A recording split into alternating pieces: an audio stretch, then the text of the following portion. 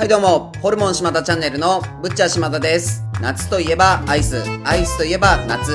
ネットを見ていて伸びるトルコアイスが気になったので、ついついポチっちゃいました。今日はトルコアイスとは何なのかご紹介します。それでは早速やっていきましょう。今日は YouTube とかでもたまに見かけるトルコアイスが食べたくなって早速買っちゃいました。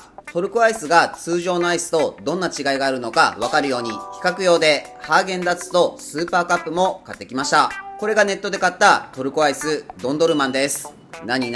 これは残念ながら求めている真のトルコアイスじゃないです。よく動画とかで見る伸びるトルコアイスはトルコの伝統的なアイスです。カフラマンマルシュという町が発祥のアイスでマラシュドンドルマと呼ばれています。ドンドルマはトルコ語で凍らせたものという意味です。ちなみにトルコでは氷菓全般をドンドルマと呼ぶそうです。砂糖、羊乳、サーレップなどを原料として作られるのが特徴です。この購入したアイスを見てみると羊乳ではなく牛乳が使用されています。そしてトルコアイスの中で一番大事な材料がサーレップと呼ばれるランカオルキス属の根っこです。このサーレップを乾燥させて粉砕した粉に羊乳と砂糖を加えて沸騰させます。その後弱火で1時間ほどかき混ぜ続けヨーグルトくらいの硬さまで煮詰めます。冷やして固まったら長時間練り上げ空気を含ませることでトルコアイス特有の餅のような粘りが出るようになります。このサーレップの産地がカフラマンマルシュです。なぜこんなにも粘るアイスになったのかというと、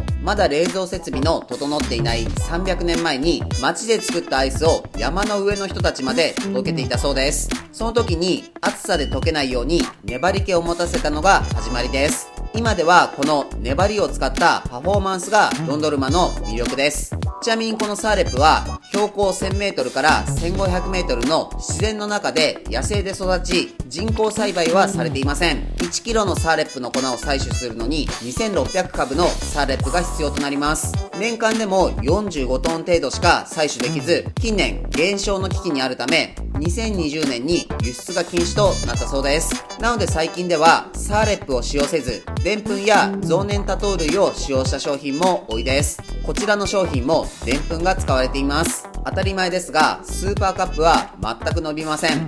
ハーゲンダッツも伸びませんね。ドンドルマンは伸びますね。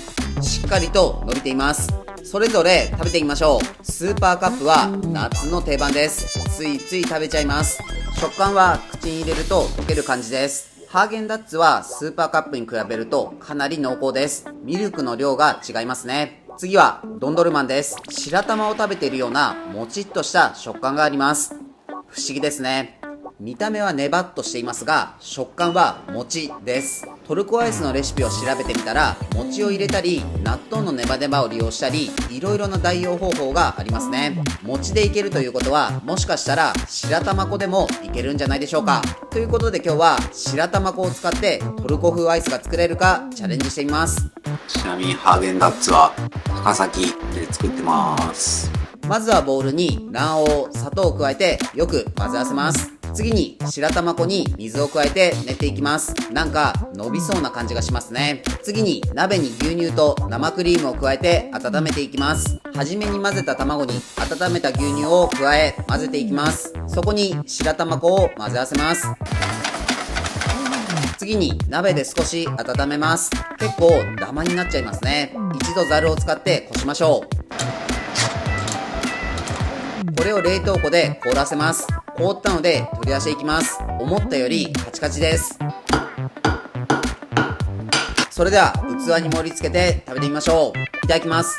今日はペンティマンスのジンジャービアを飲んでみましょう。こちらはイギリスの創業100年を超える老舗メーカーで特にこのジンジャービアは看板商品です。天然ジンジャーにボタニカルをブレンドした炭酸飲料です。色は見慣れたジンジャーエールにしては薄めです。まずはグラスに口を近づけると生姜の香りを強く感じます。口に入れて飲み込むと喉に生姜のピリッとした辛さがガツンときます。ウィルキンソンの辛口ジンジャーエール以上の辛さを感じます。これは甘口のジンジャーエールが好きな人は苦手かもしれません。自分は辛口好きですがこれはかなり刺激的です。それではアイスを食べてみましょう。あれ？伸びない。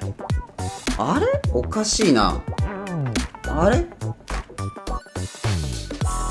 はい、本日の動画は以上です。最後までご視聴ありがとうございます。